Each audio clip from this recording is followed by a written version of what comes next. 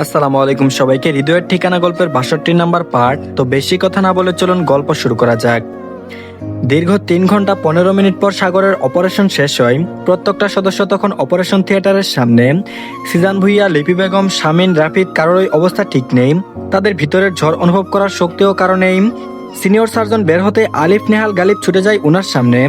অস্থির উদ্গ্রীব নয়ন তাদের, শ্বাস নেওয়ার যেন দায়ী হয়ে দাঁড়িয়েছে তাদের কাছে। আলিফ কোনো মতে বলল, স্যার স্যার আমার ভাই। সার্জন বলল, অপারেশন সাকসেসফুল, রক্তক্ষরণ আমরা নিয়ন্ত্রণে এনেছি, তবে রুগী এখনো স্টেবল না। পরবর্তী ২৪ ঘন্টা খুবই ক্রিটিক্যাল। ভিটার অর্গানগুলো রক্ষা করা গেছে, কিন্তু শরীরের অনেক ইনজুরি, রক্তক্ষরণও বেশি হয়েছে। মাথার পিছনে এবং সামনে আঘাত আছে। পিছনে আঘাতের কারণে কোমায় চলে যেতে পারেন তিনি। যদিও সিটি স্ক্যানে দেখা গেছে মস্তিষ্কে রক্তপাত হয়নি। আশা করছি লাক ভালো থাকলে কোমা ঘটিত জটিলতা কাটিয়ে উঠতে পারবেন। ওনাকে এখন আইসিইউতে শিফট করা হয়েছে। আমরা নজরদারিতে রেখেছি। সবকিছু এখন নির্ভর করছে রোগীর শরীরের রেসপন্সের উপর। ওনার শরীরে সাড়া দেওয়ার প্রয়োজন। এখন আপনারা শুধু দোয়া করে যেতে পারেন, বাকিটা আল্লাহর ইচ্ছা এবং সময়ই বলে দিবে। ডাক্তারের কথা শেষ হতেই সবাই একই সাথে আলহামদুলিল্লাহ বলে উঠলেন। কেউ কেউ সঙ্গে সঙ্গে সিজদায় লুটিয়ে পড়ল, কেউ কেউ না। সবাই আপাতত ফ্লোরে সিজদায় পড়ে আল্লাহর শুকরিয়া আদায় করছেন। ডাক্তার ফয়সাল মাহমুদ স্তব্ধ হয়ে দেখলেন তা। নিজের কথাখানা শেষ করে সামনে কিছুটা এগিয়েছিলেন ডাক্তার ফয়সাল মাহমুদ। কিভাবে আবার ওনাদের সামনে এলেন? সবাই তখন মনোযোগ দিয়ে শুনছে ডক্টরের কথা। ডক্টর বলল, আর হ্যাঁ, ভিজিটিং আওয়ারে 2 জন দেখা করবেন প্লিজ। আস্তে আস্তে পরে লোক সংখ্যা বাড়ানো যাবে, তবে 2 জনে আলাদা আলাদাভাবে যাবেন। আর হ্যাঁ, শুক্রিয়া আদায় করুন, এত বড় দুর্ঘটনার পরেও যে দ্বিতীয়বার ওনার মেরুদণ্ডে আঘাত লাগেনি। এবার যদি বাই এনি চান্স আঘাত পেত, অনেক বেশি ক্রিটিক্যাল অবস্থা হতো তার। আমি ভুল না হলে এর আগে একবার এমন দুর্ঘটনার শিকার হয়েছেন। খেয়াল রাখবেন ভাইয়ের প্রতি। সবাই হতবাক। মেরুদণ্ডের সমস্যা মানে? কবে অসুস্থ ছিল কেউ তা জানে না। গালিবের মনে হলো এখনো এভাবে চুপ থাকাটা অন্যায়, বিরাট অন্যায়। সবটা জানার অধিকার আছে তাদের, আর সত্যিটা তাদের জানা উচিত। গালিব গিয়ে দাঁড়ায় উষার সামনে। ও সবসময় উষার সাথে হেসে হেসে কথা বলেছে, কণ্ঠে মধুর ঢেলে কথা বলেছে, কঠোর হয়নি কখনো। আজকে কিছুটা রাগ নিয়েই গম্ভীরভাবে বলল, সাগর তোমাকে কি কি বলেছে বলো তো, পাই টু পাই বলবে। নেহাল এগিয়ে এলো গালিবের দিকে, তারপর বলল, আহ গালিব, হচ্ছেটা কি, বাদ দে। গর্জে ওঠে গালিব, তারপর বলল, একদম চুপ থাক তুই, কথা বলবি না, বলো উষা। গালিবের এমন আচরণে উষা ভয়ে কেঁপে উঠল। পর মুহূর্তে উষা সব বলল, যা সাগর নদী পারে তাকে বলেছিল। সব শুনে গালিব জিজ্ঞাসা করলো, তোমার উত্তর কি ছিল পরে? এসব তো এখানে উপস্থিত সবাই জানে, কিন্তু তোমাকে কেউ মানাতে পারেনি। তবে হ্যাঁ, এসব কারণ ডিভোর্স অব্দি যাওয়ার কোনো লজিক্যাল কাজ না। তবে সাগর অনেক কিছুই লুকিয়েছে সবার থেকে। তার আগে বলো উষা, তুমি কি অ্যান্সার দিলে? উষা বলল, বলেছি আমাকে ঠকিয়েছে কেন, এসব কোনো যুক্তিসঙ্গত কারণ না। গালিব বলল, তোমাকে ঠকায়নি সে, বরং সর্বদা তোমাকে আর তোমার পরিবারকে আগলে রেখেছে সে, বিপদাপদ মুক্ত রেখেছে। তোমার মনে আছে 9-এর এক্সামের পর ফ্যামিলি নিয়ে নরসিংদী ডিম হলিডে পার্কে গিয়েছিলে? সেখান থেকে ফেরার পথে তোমাদের উপর অ্যাটাক করা হয়েছিল, মনে আছে? মাঝ রাস্তায় যে এক বাস দাঁড়ানো ছিল, সন্ত্রাস আক্রমণ করেছিল, ভিতরে তুমুল ঝগড়া চলছিল, হাতে ছুরি, চাপাতি, বন্দুক সবই ছিল। সেই ঝগড়া তোমাদের সাথেও হয়েছিল। শেষে কয়েকজন পুলিশ এসে তোমাদেরকে রেস্কিউ করেছিল, সেফলি বাসায় পৌঁছে দিয়েছিল, মনে আছে? উষা অবাক দৃষ্টিতে মাথা নাড়ায়। বাকিরা সবাই অবাক। এসব তো সাগর জানে না, জানানোও হয়নি। তাহলে গালিব জানলো কি করে?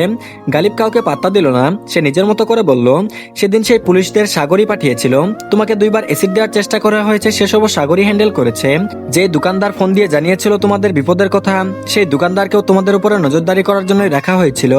তোমার বাবা চাচা সিলেট থেকে ফেরার পথে ভয়ানক অ্যাক্সিডেন্টের শিকার হয়েছিল, সেইখানেও সাগরই তাদের সেভ করেছে।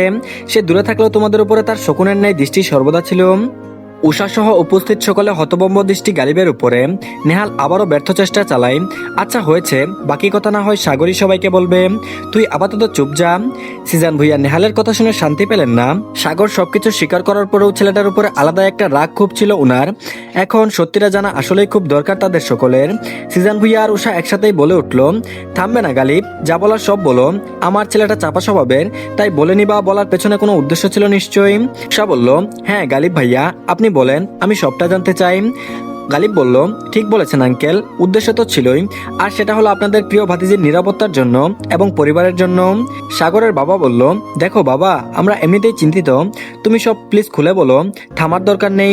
নাবিল ভুইয়া অধৈর্য স্বরেই বললেন কথাটা, তাদের উপরে কারো হামলা করবে, তাও ইচ্ছাকৃতভাবে। বিষয়টা খুব ভাবাচ্ছে ওনাকে। ব্যবসার খাতিরে শত্রু থাকবে, এটাই স্বাভাবিক নয় কি? কিন্তু একদম মার্ডারের প্ল্যান করবে এমন শত্রু তো তাদের জানা মতে নেই।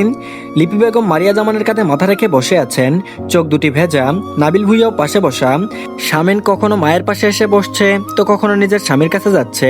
তার ভাইটা খুবই আদরের, এমন পরিণতি মানতে কষ্ট হচ্ছে। নাহিদ ভুইয়া হুইল চেয়ারে বসে আছেন, ওনার পাশে শোয়েব খান বসা। নাহিদ ভুইয়া নিজের অসুস্থতা মেয়ের আনারই সিদ্ধান্ত, প্রিয় ভাতিজার অ্যাক্সিডেন্ট তাকে ভিতর থেকে একদম অনুভূতি শূন্য করে দিয়েছে। প্রাণহীন দেহের মতোই বসে আছেন উনি। সাদাব আরিশা একসাথেই বসা। সাদাব আরিশার হাতটা শক্ত করে ধরে বসে আছে, সান্ত্বনা দেওয়ার ভাষা কারোরই নেই। রাফিদার ছোটনো পাশে বসা। ছোটনের বড় ভাই ভাবি ঢাকার উদ্দেশ্যে রওনা দিয়েছেন। আলিফ তোবাও চিন্তিত মুখশ্রীতে বসে আছেন, মনে মনে আল্লাহকে ডাকছেন। গালিব একটা দীর্ঘশ্বাস ফেলল, উষার দিকে করুণ দৃষ্টিতে তাকালো। তাকিয়েই রইল, স্নেহভরা দৃষ্টি তার। মেয়েটা জীবনে অনেক কিছুই সহ্য করেছে, এখন আবার স্বামীর অসুস্থতা, আবার নিজ মেয়েকে ঘিরে মায়ের কূটনীতি শুনলে কি রিয়েক্ট করবে সে। গালিব গম্ভীর স্বরে বলতে লাগলো, সাগর তখনও শিওর না সে উষাকে ভালোবাসে বা পছন্দ করে কিনা। নিজের অনুভূতি থেকে পালাতে চাইতো সে, অনেক দুটনাই ভুগছিল। অবশেষে সিদ্ধান্ত নিল যে যদি উষার মনে ওর জন্য সত্যিই কোনো অনুভূতি জন্মে আর সাগরও নিজের অনুভূতি সম্পর্কে শিওর হয়, তাহলে না হয় দিন শেষে উষাকেই বিয়ে করবে। কিন্তু আপনারা তো জানেনই, তার আগে স্কুলের কিছু ঘটনার জন্য উষাকে নিয়ে সাগরের মনে নেতিবাচক প্রভাব পড়ে। অবশ্য সেই কনফিউশন ইউকে যাওয়ার পরে নেহাল ক্লিয়ার করে দেয়। সত্যি সাগর তখন সন্তুষ্ট ছিল, তবে শুধু নিজের টক্সিসিটি প্রকাশ করে উষাকে আটকে রাখতে চায়নি। এটা ওর বলা মিথ্যা কথা, এর পিছনে যথেষ্ট কারণ ছিল। উষা বলল, কারণটা কি গালিব ভাই? ভাইয়া অবশ্য আমাকে আরাব ভাইয়াকে বলেছিল কিছুটা, শুধু হিন্টস দিয়েছিল, খুলে বলেনি সব। গালিব বলল, কারণ হলো উষার মা। উষা বলল, আমার মা? একই কথাটা বারবার প্রতিধ্বনিত হয় সকলের মুখ থেকে। সকলেই অবাকের চূড়ান্ত পর্যায়ে। নাবিলা ভুইয়া মনে মনে ভাবলেন, আমরা তো ভেবেছি ওই ডাইনির প্রভাব থেকে কেটে গিয়েছি আমরা, এখন তো দেখছি ভুল। গালিব উষার দিকে তাকিয়ে শান্ত স্বরে বলল, হ্যাঁ উষা, তোমার মা পরিবারের সাথে থাকাকালীনই উনি টাকা পয়সা সম্পত্তি অলংকার যা সরানোর সরিয়ে ফেলেছিলেন। সবাই জানেন কতটা বাজে সময় পার করছিলেন তখন আপনারা। অ্যাকাউন্ট ফাঁকা ছিল আপনাদের। উষার মা সেসব নিয়ে এবং নিজের ভাইকে কিছু টাকা মিলিয়ে রাশিয়াতে ব্যবসা শুরু করেন। পাশাপাশি আপনাদেরও পথে বসানোর জন্য যা যা করার দরকার ছিল সেসব করতে ক্রটি রাখেননি, আর সেসবই সাগর সহ্য করতে পারেনি। আপনারা তো আর সেসব খবর রাখেননি। আর আল্লাহ চেয়েছেন বলেই হয়তো ইউকেতে ভার্সিটিতে এক সপ্তাহ না যেতেই ফিদানের সাথে পরিচয় হয় আমাদের। ফিদান আর উষার মায়েরা ছিলেন প্রতিবেশী, আর ছেলেটার মন এত ভালো যে অল্প সময়ে আমাদের সাথে বেশ ভাব হয়ে যায় তার। সব ভিনদেশি মানুষের মন যে কুৎসিত নয়, ফিদান তার প্রমাণ। আর উষার মায়ের বিরুদ্ধে সাগরকে সব ধরনের হেল্প ফিদানই করে। ফিদানের কারণে আমরা এও জানতে পারি যে উষার মামা রাশিয়ান কোনো মাফিয়া গ্যাংয়ের সদস্য, আর তাই ওদের পাওয়ার হঠাৎ করে এত বেড়ে যায়। তবে অতিবার বাড়ার আগে ওদের ডানা কেটে দেয় সাগর। ফিদান সাগর আর ফিদানের কিছু রাশিয়ার বন্ধুর সাহায্যে উষার মায়ের ব্যবসা একেবারে ধ্বংস করে দেয়। ফলস্বরূপ তাদেরকে আবারও পথে বসতে হয়, আর সে কারণে ওনার রাশিয়ান বয়ফ্রেন্ড হেরেনও ওনাকে ছেড়ে চলে যায়। একদিকে নিজের ব্যবসা হারানো, অন্যদিকে নিজের প্রেমিক ছেড়ে যাওয়ায় সব মিলিয়ে দিশেহারা হয়ে যান উনি। এতটুকু বলে থামলো গালিব। উপস্থিত সকলেই চুপ। সকলের মুখশ্রী দেখে বোঝা যাচ্ছে সবাই এমন পরিণতিতে খুব খুশি। উষা বাকিটা জানার আগ্রহ নিয়ে বলল, তারপর? গালিব কিছুক্ষণ চুপ থেকে আবারও বলতে শুরু করলো, তোমার মামা আর মা খোঁজখবর নিয়ে জানতে পারেন এসবের পিছনে সাগরের হাত আছে। তোমাদের বিয়ের খবরটা উনি জানতেন, সাগর যে ইউকে আছে এটাও জানতেন। মূলত ওনার প্রেমিক ওনাকে টাকার জন্যই ব্যবহার করত, যেমনটা উনি ঠিক ভুইয়া পরিবারের সরলতার সুযোগ নিয়ে করেছিলেন, ঠিক সেভাবেই। কিন্তু এটা তিনি মানতে পারেননি বলেই তোমার মামা প্রথমে সাগরের উপর হামলা করে। আল্লাহ সহায় ছিলেন বলেই হয়তো তখন বেঁচে যায় সে। তারপর আমার আর নেহালের উপর। ফিদান যে এসবে জড়িত ছিল এটা গোপনই ছিল। বহু কষ্টে ফিদানকে এসব ঝামেলা থেকে দূরে রাখতাম আমরা। আমাদের খুব ক্ষতি না হলেও যেহেতু কার অ্যাক্সিডেন্ট ছিল, তাই 10-15 দিনের মতো হসপিটালে থাকতে হয়েছে। খুব বেশি ক্ষতি হয়নি। পরপর 2বার হামলা করার পরেও সাগর চুপ ছিল।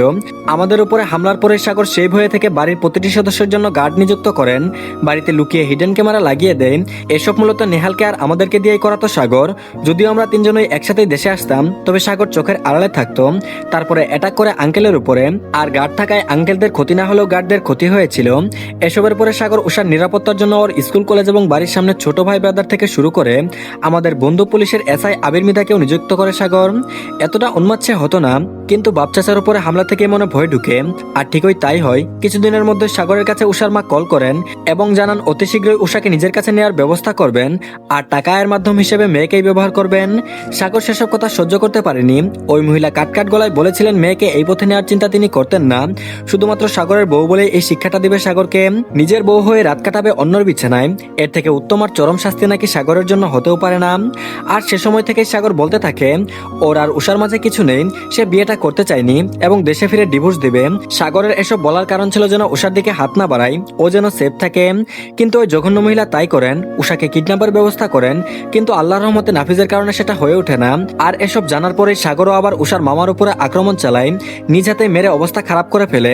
আর এই ঘটনার পরে সবকিছু ঠান্ডায় ছিল কয়েকদিন, কিন্তু কয়েক মাস পেরোতে আবারও লোক ভাড়া করে উষাকে অ্যাসিড নিক্ষেপ করে এবং রেপটের চেষ্টা চালায়। আল্লাহর রহমত ছিল বলে উষার গায়ে আচরও লাগেনি।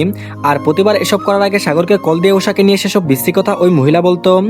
আল্লাহ না করুক আমার কোনো শত্রুকেও যেন অমন মায়ের পেটে জন্ম নিতে না হয়, যিনি মেয়ের ইজ্জত ভ্রষ্ট করতেও দুবার ভাবেন না, তিনি মা হন কি করে। তো ধন্যবাদ সবাইকে, এই পার্টটি এই পর্যন্তই। পরবর্তী পার্টও দিয়ে দেওয়া হয়েছে, সবাই দেখে নেবেন। আর সবাই অবশ্যই চ্যানেলটিকে সাবস্ক্রাইব করে দিয়েন, আর ভিডিওতে অবশ্যই লাইক দিয়েন। তো ভালো থাকবেন সবাই, আল্লাহ হাফেজ।